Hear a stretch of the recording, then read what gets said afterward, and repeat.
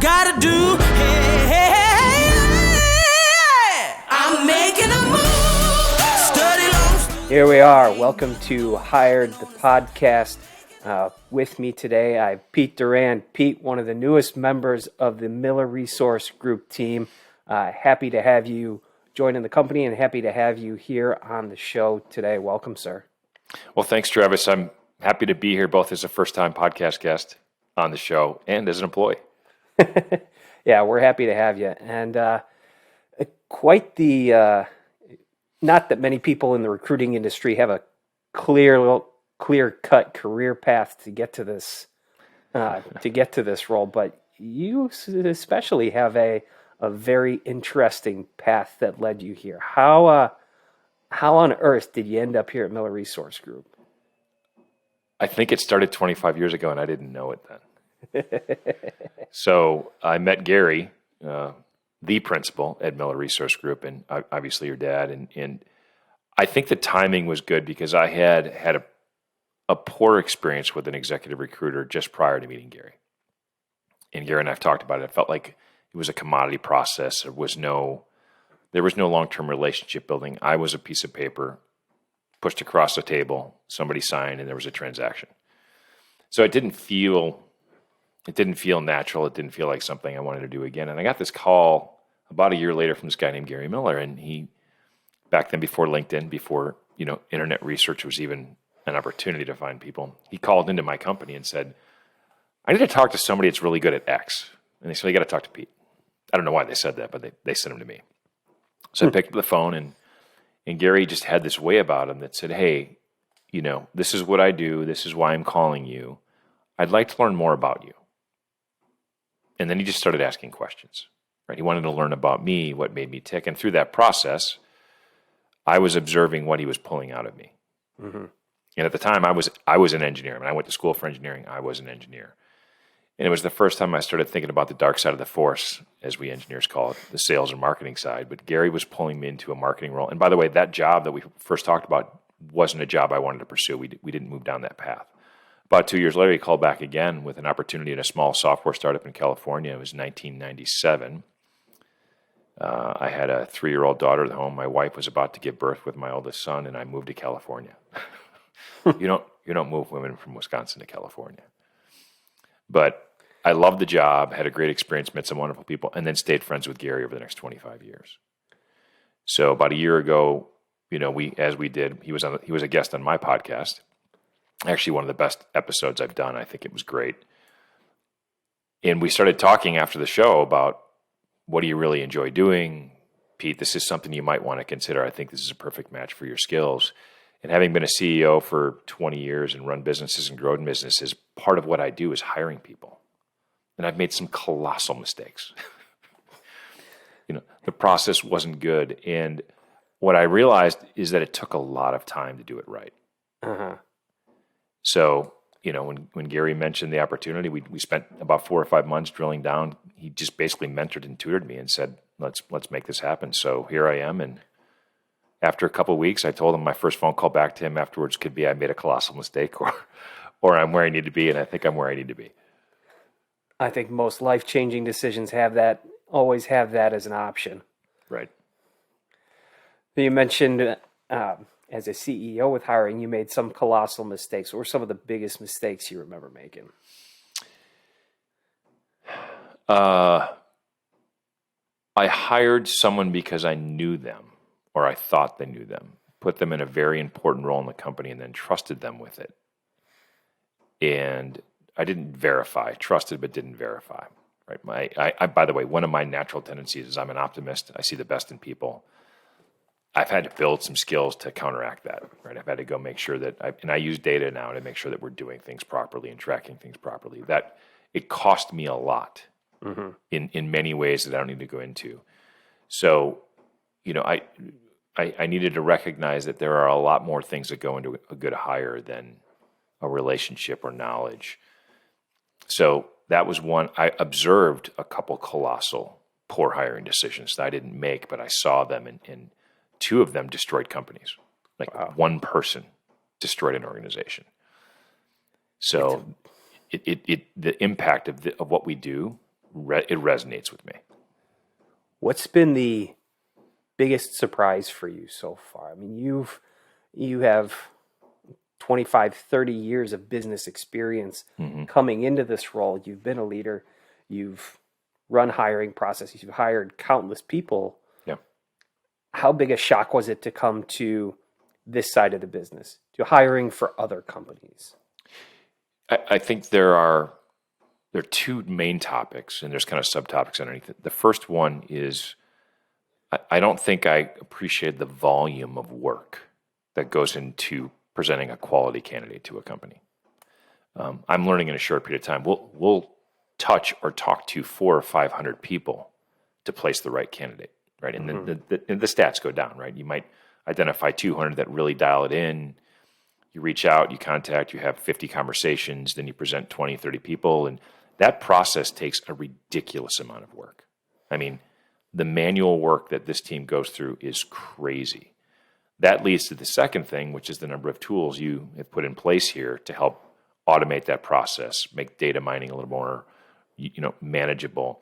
But I'm, one of my biggest things absorbing all this is I could do this 24 hours a day if I wanted to.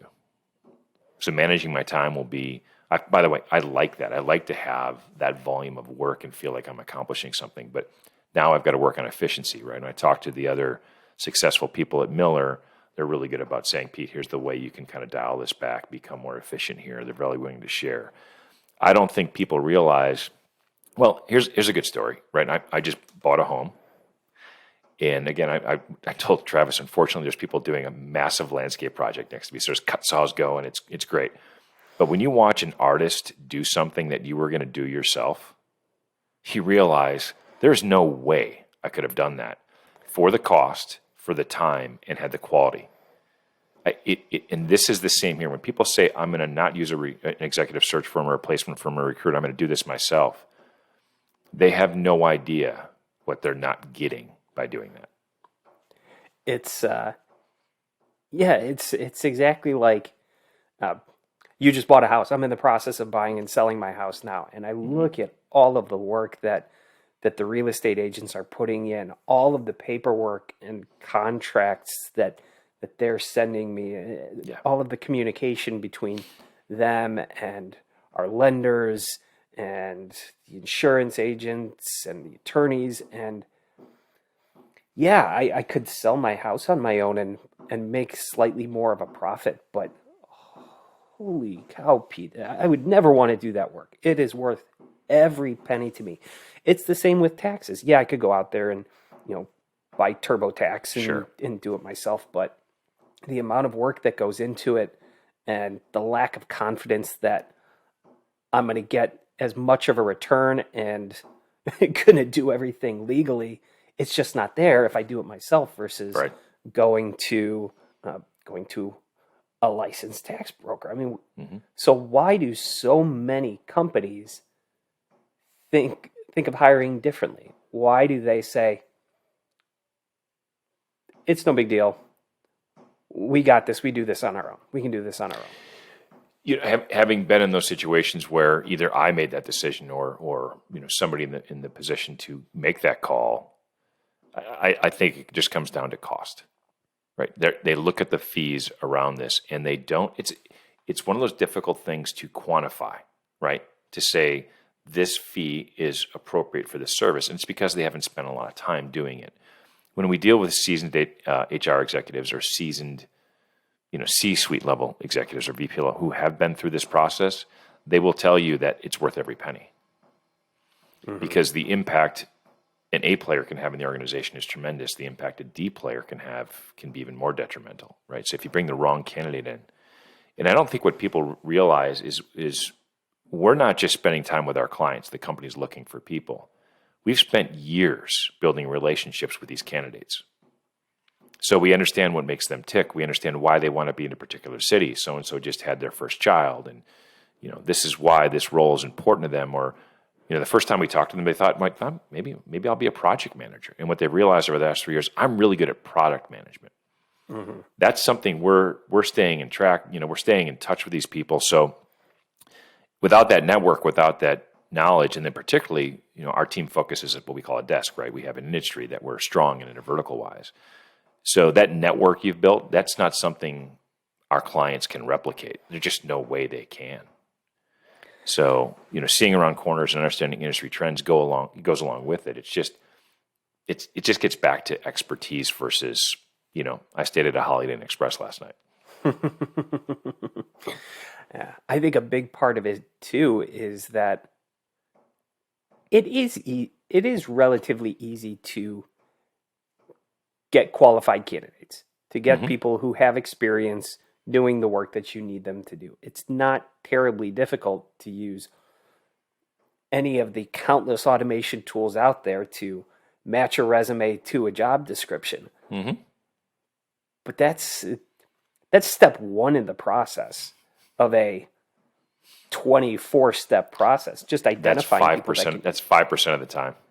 That's 5% of the time in the process. Absolutely. And so companies, they see that 5% as the sum total. Oh, yeah. For a lot of recruiting firms. And frankly, if that's all you want a recruiter to do is find resumes that match your job description, hell yeah, we're overpriced. Not worth it in any sense of the word, but it's everything above and beyond that where the value of an outside professional search firm comes in. Yeah. There's no question about it. It flips sides on the candidate side as well. So I had a conversation with the candidate today that, I said, how are you looking for new roles? He's looking for a new role. And he said, well, I'm applying to jobs on LinkedIn. And he said, I'm not getting a lot of credit for, he had some military experience. And by the way, some stellar military experience, right? Like the kind of experience most human beings never get, both technically, leadership-wise, intensity, all those things you consider. And I said, well, it's very difficult for you, let's just say his name is Bob, to say I've got really good experience. It's much easier for me to say I've met Bob. I've walked through his background. I understand everything he did. Here's why this particular experience applies to the role you're looking for in addition to what he's doing here. And this is why he's the exact right fit for this job. And he goes, well, I wish I had the ability to say that when I said, just be yourself, but own up and take credit for your background. And then when someone asks you, which we typically do, can you share with me something that was monumental or momentous in your previous career that you'd like to talk about that you think applies here? And they've never been asked that question. That pulls experience out. So it's both sides. Our clients, if they don't use a recruiter, are not doing that. They get a resume, they might screen it, but they're not qualifying these people for the intangibles or the soft skills. That's the work we do. That's what makes Miller Resource so powerful is we spend a lot of time in the soft skills for culture fit, growth fit. We don't want to place somebody who leaves 2 years down the road. Right? So everybody has to make sure that they both win. We're not just working for the client, we're also working for that candidate. Both of them have to win or we lose. Absolutely. I think one of the biggest differences is that when companies are screening resumes, God, do I hate that term. But when they're screening resumes, what they're looking for is they're looking for the absolute best resumes. And the best search firms out there, they don't do that. When they're working on a job, when a company says, we need somebody to help us do this, the recruiter's goal is to understand what is absolutely essential to be adequate at the job. And then they take the entire world and divide it into two categories. Absolutely not quite qualified for the job, might be qualified for the job. And they talk to as many of those might be qualified for the job people as possible. And then like you were saying, Pete, I mean, digging into the soft skills, the intangibles, the things that never end up on a resume, and selling the story of what a company's potential is to those people, and finding the people who have the most potential and matching it with their vision and the company's vision. And there's just so much above and beyond matching a resume to a job description. Agreed. And I think if you've worked with the right, and by the way, there are other good executive search firms out there. I mean, Tons of Miller's, them. Miller's not the only one. There's great people in the MRI network at other boutique firms. But if you're not dealing with a partner that is willing to push back on you as a client, you're missing something, right? So we'll push back. It could be comp. It could be, and more often than not, it's really pushing back on the story, right? And the story goes both ways. I had a candidate I talked to the other night, and it was a 7-minute conversation. And I said, John, you have no idea what you want to do. You're a good engineer. You're good at your job. You got this itch or a feeling that you want to do something different, but I can't put you in front of a client if you can't articulate that. If you can't tell them, hey, I heard the story. Here's why I resonate with the story. Here's this particular experience or skill that actually means I can help you with the story. And I can't wait to get started. You've got to feel that way. If you're just kind of, it's not going to work. And then that has to go back to the company. If I don't have a story that's compelling, it makes our job pretty difficult, right? So we've got to believe that we're connecting two good opportunities, two good people together. And then it's fun. Then it's really fun. Can you talk a little bit more about that? About what can somebody who's unsatisfied with their job, I don't necessarily say unhappy, but they know there's something there that it's not right for them forever. Right. But they're not sure why, they're not sure what they're looking for. How can they go about internalizing who they are and what they want to be when they grow up to be able to articulate the story of their passion, what they want their career to be, and what they hope to help a company or an industry accomplish? Great. It's probably the most important topic we'll talk about today, and I think it's what makes Miller Resource Group different. So, Gary said to me, Gary spent a lot of time diagnosing me, right, through this process to make sure this would be the right fit. And then he had me spend time with all of you guys, right? I mean, you guys were interviewing me, and you could have hung up the phone and said, Gary, this guy's an idiot. We're not hiring this guy. So I went through the process to get this job. And I was spending as much time trying to figure out, and what Gary spent time on is really trying to figure out what would make this a fit for you, Pete. What is it about this that makes it attractive? So there's a curiosity to what we do. There's a line of questioning. There's a methodology to tease that out, what you just described. So if I get on the phone with a candidate, the very first thing I ask them is, what makes you consider taking another opportunity at this particular point in time? Why are you interested? And sometimes they can articulate it really quickly. This is why. Boom, boom, this happened. Sometimes just very discrete set of events. We were acquired. My department's being let go. I'm looking for a new opportunity. I got a nice package. They've been treating me well.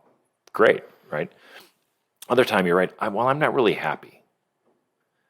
Well, then you really have to tease out why that is.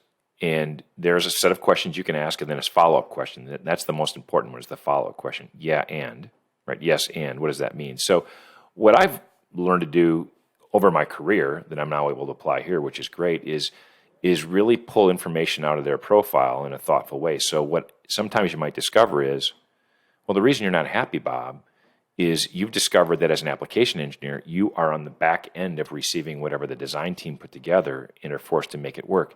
You've just told me you'd prefer to be in the front end and design it up front and learn that. So are you telling me you want to be a design engineer or a product manager? Well, yeah. And so we drill down further, not to make sure that I don't want to make any assumptions, but we go down these paths. And then sometimes we find out, well, I get home at 7:30 every night. I work 15-hour days. It's not, I get no satisfaction out of it. Those are different types of discussions you have to have. And then you drill down, well, what would be the ideal role? What would get you excited to get up in the morning? Is it X, Y, and Z? Tell me more about that. So I usually summarize at the end of the call, and we have some ways let's make sure we're on the same page. And sometimes I hang up the phone and say, you've got to go figure it out and call me back. Not the right candidate. Let's move on. But the ones that, are curious back, constant learners, those are the people we want to work with. It's an interesting distinction you make there, the difference between somebody who is interested in a new role for a very tangible reason. Working 70 hours a week, my commute is killer, the change in the comp plan, all those very, very clear things. But it's the people who are, there's just something in here that's not being fulfilled. Something about the why of the company, the vision of the organization, the accomplishments that they're achieving just don't get they just don't create that fire. And that can be the hardest thing for people to figure out. Right. What are they passionate about accomplishing, and where are they going to go to be able to utilize that passion to achieve some form of greatness? How do people do that? How do they step back and look inside themselves to figure out what do they really want to accomplish that's going to bring satisfaction to themselves and for their career? Well, this is the challenge of our job, right? I mean, our clients want purple unicorns. I'm an engineer. I've always been an engineer, kind of trapped in a sales guy's body, but I'm part engineer. So a lot of the people we talk to are very risk averse. They don't like change. They want to be technically challenged, but in a safe environment. It's a very peculiar conversation to have. They wouldn't describe themselves the way you just described. They wouldn't think of this, how do I change the world mentality? How do I strike zeal? How do I do those things? They don't think of that. They're sometimes thinking about, I'm going to get home at 5:30 tonight. I'm going to do X. I've got my 401k in a safe place. I got my paycheck. I'm good. Other factors can cause them to look, but even then, some of the conversation, are you willing to put in your 2 weeks notice? Are you willing to have that conversation? It's a difficult conversation. Have you thought about what that's going to be like? All right, here's some thoughts on how to have that kind of conversation and walk them through it, make them comfortable. And usually our advice is you just be very direct. This doesn't need to be a 35-minute conversation. It can be very simple. But they actually have never thought of that. So, one of the things we're always looking for is impact players. That's what we call them at Miller Resource. People that will make an impact at every company they're at. And those are the people you want to find. I talked to 30 people yesterday. I found one. One. And I knew it in 5 minutes. Right? And once we spent some more time, I hung up the phone. I knew this person was the kind of person you could put in front of anyone. And they could probably play it because they do want to change the world. They know exactly what they like to do. They can tell you why their experience has scratched that itch. And they can tell you why it's not being scratched anymore and how they want to go find something else. And then you got to tease out, is it people, is it challenge, is it location, is it culture? What is it that really gets you excited that would cause you to stay or leave? And then you want to make sure that the story you're selling from your client matches those. Well, I think you made a really, really good point there. And to no fault to the people out there who have identified what's important to them. And what is important to them is being home at 5 o'clock every night, making sure your 401k is safe and secure, and that you don't hate the work you're doing. There is nothing wrong with that being your top priority, nothing at all. But those people generally aren't going to change the world. Right. And companies I think they really need to look inward and identify those roles that you need somebody who can change the world in order to really achieve greatness. You had a great phrase in there, finding the people that can strike zeal. And how do you think a company does that? And saying, for this position, what we really need is somebody who can do the job well, versus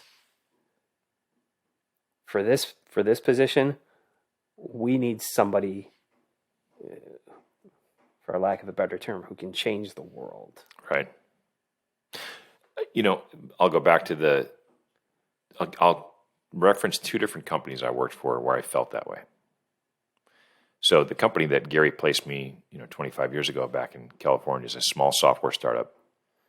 And it was started by a couple people that had founded Wonderware. Right? So a very successful software company. It changed the automation world forever and that company changed automation. So first of all, we had some people with that zeal. They'd been through that process, and they knew that hiring top talent would change their company. So when I got there, I worked with 20, then 30, then 50 of some of the smartest people and hardest working people I've ever worked with. There was it was early in Starbucks days. We had huge Starbucks industrial coffee makers in our office. And there was a point of pride who could put a Post-it on that was the earliest it was brewed. Like it would say 4:30 a.m. You come at 4:30 a.m. I remember leaving the office at 2 o'clock in the morning after writing code or helping QA something because everybody did everything. But it was exhilarating. It was such an exhilarating couple years of my life that zeal was there. Once I got out of that, I craved it. I went from there to GE. Okay, talk about two incredibly different cultures. Mm-hmm. I scratched different itches at GE. GE is one of the best talent development companies in the world because they force rank you. I mean, you're A, B, C, or D. If you're A, you can constantly be challenged. They will move you through that organization at a pace you cannot imagine. So I was in meetings with these A players, people smarter than me, and I thrived on it. And I got my butt handed to me, right? I mean, it's a different world but it's exhilarating.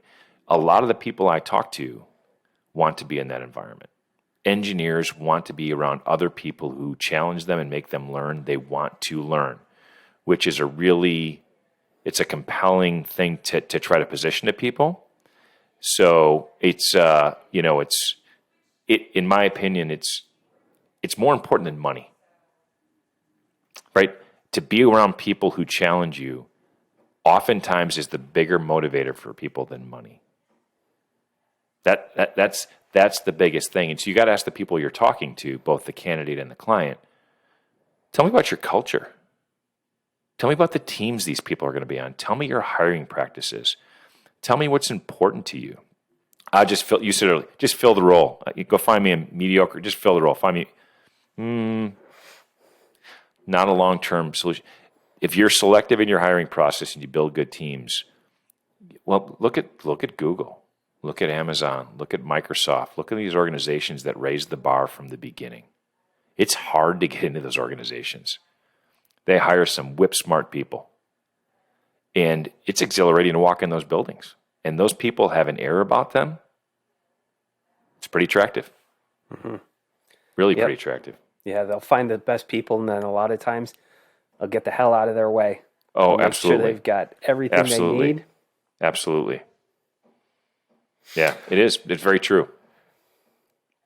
So, Pete, you talk to a lot of smart people. You host your own podcast, Eating Crow Show. So if anybody's looking for great topics on leadership and entrepreneurship, make sure you check out Pete's podcast, Eating Crow, wherever you get your podcasts. But I want to talk to you a little bit about that and some of the incredible people that you've spoken with and what you've been able to learn from them. Well, I've had over 30 guests on the program, and I think one of the reasons I'm in this job is because of the podcast. So I had come back from a client visit with a coworker, my good friend of mine. We'd known each other for a long time, and we lost this customer and got just our butts handed to us for an hour in the meeting. And as we drove back, I just pulled up my camera and said, the company's asked me to do more LinkedIn video. We just posted a video called We Ate Crow Today and talked about how we were wrong, but we're going to go win this customer back. It really resonated. People said, man, if you did a podcast about eating crow, I'd listen to it. So I sat down and Googled how to start a podcast and created it. And you and I have talked. How did you come up with the guest list? What did you do? I literally sat down. You kind of start with your circle of people that would say, yeah, Pete, I'd be on your podcast. You're a good guy, whatever. And then you expand out. I have about 200 people on my guest list. And I have stretch guests, people that I think would never say yes that do. And what I've learned is, of the 30 guests, only 2 or 3 did I not enjoy the episode. I didn't click with them. But the other 27 are just wonderful human beings, right? they're just wonderful human beings, and they have so much to offer, and some of them don't even know it. One of my favorite guests is a guy named Rich Font, Air Force guy, never went to college, literally one of the most articulate guests I've had in a long time. He knows exactly who he is. He stopped, he left a very stable job in manufacturing to become a photographer. I mean, big pivot in life. And he'll talk about why and what he's learned, and we've stayed in touch with each other. And then, I did reach out to someone who was a very inspiring author, 15-time New York Times bestselling author. I've read a lot of his books. I used him in one of my startups as an example for a lot of my clients. And I just reached out and said, Jim, big fan. This is what I do. Love to have you on the show. And he said, sure. I asked him 4 questions, and he gave me 4 answers that were like 15 minutes long, and he wasn't bloviating. They were like, you should have been taking notes. Like I was literally. So stories that resonate for me are people that have faced some sort of challenge in their life, whether it was external or internal, and then had to really step back and rethink their thoughts, their position, and make a fundamental shift, either professionally or personally, that most of us aren't willing to make. And then you drill down into why, and most of the time, those things produce great fruit. So I love talking to people like you're doing. I just love talking to people and becoming a better human by just listening to them. And the podcast is a great way. In fact, when I edit my podcast, most of the time I take me out. Unless I'm adding value, I just need to shut up. So it became a passion of mine, became one of my best hobbies. And when Gary first suggested that I do this, we both centered on the fact that I'd basically be doing this. Talking to clients and customers is almost like having a podcast episode every day. It really is. Mm-hmm. Well, if your goal on your show is to talk to people who have experienced challenge, and in order to overcome that challenge, make a shift in their life to do things fundamentally differently. Mm-hmm. Let's put you on the spot, sir. What's one of the biggest challenges that you faced, and how did you overcome it? Well, besides this leap into this role, which will be an episode of my podcast. I've only done one episode where it's just me. I'll probably do one, and maybe even have Gary on it. One of the biggest impact challenges in my life was when my oldest son was born, and this was in 97. He was our second kid, so we had some idea of what babies were supposed to do.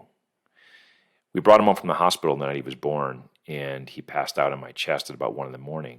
as I was ready to bring him into my wife so she could feed him. And some people think he's just tired. Something wasn't right. Mm-hmm. So we called our doctor, and he said, you go right to Children's Hospital right now. Just go to Children's Hospital. So we went in, and they took him from us. Long story short, he had a thing called volvulus, which is where your internal organs kind of twist around before you're born, and nothing was getting from his mouth through his stomach into his organs. It was just coming back up. And the doctors thought they're like, it's meconium, it's okay. He would literally lay down and vomit.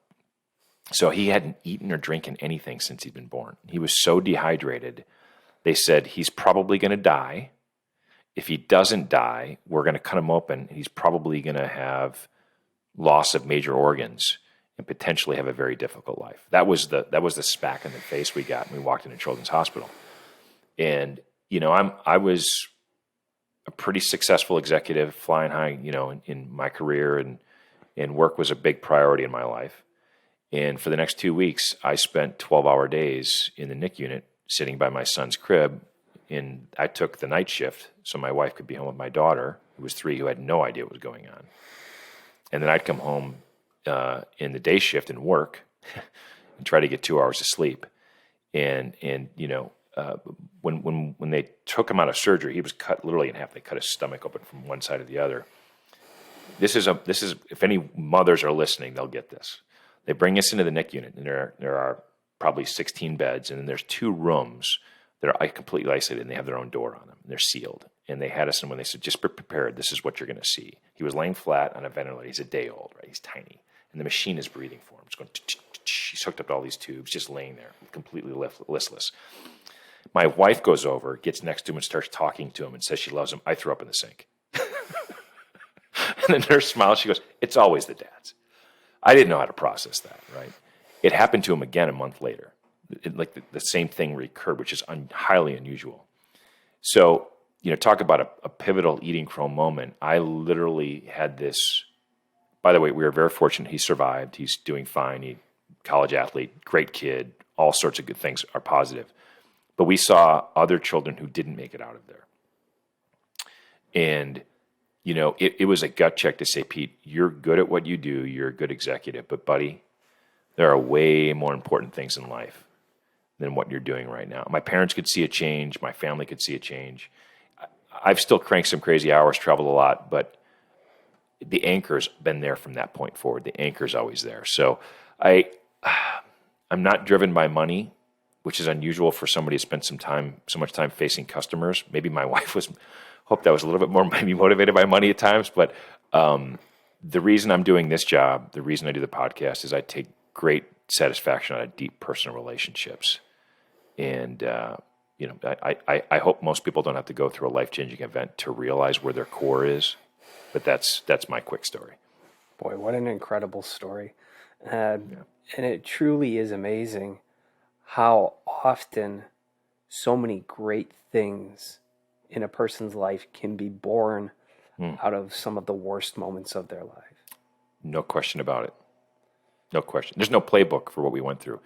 People that are facing these things, I tell them there's no, you just go home and you start dealing with it. Right? You just do. And you can let it own you. We have a very strong faith, which is a big part of what got us through. It also, like I said, there's a lot more bigger things out there than me. So.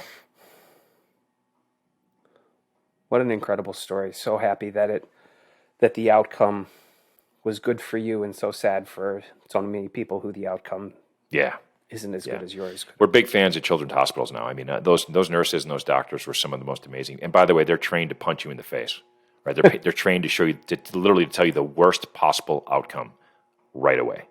And then I didn't realize at the time. I was like, wow, what are you saying? Because anything better than that is just that. It's better than that. Here's the worst possible scenario.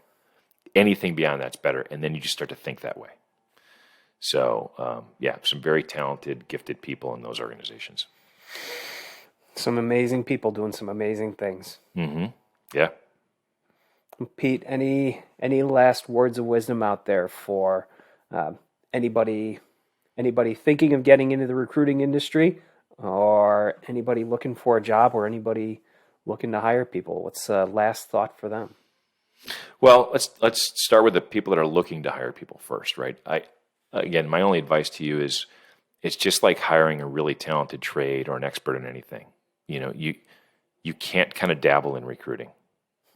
The ramifications are too big. The financial investment's so far more important than you can imagine. So I'd suggest you step back and think about what are our long-term goals, how important are our people. If your people are the number one most important thing in your company, it's the first place you need to invest. So we'll start with that. By the way, you'd expect me to say that, but I really believe it. For people looking for jobs, my biggest thing for them is it's a job to find a job, right? You've got to invest time into the process, and don't be afraid to respond to a recruiter if they reach out to you. Have a discussion and put some time into the discussion. Be prepared. Think about the questions you want to ask, things that you think are important, that are of importance to you, that you want them to know.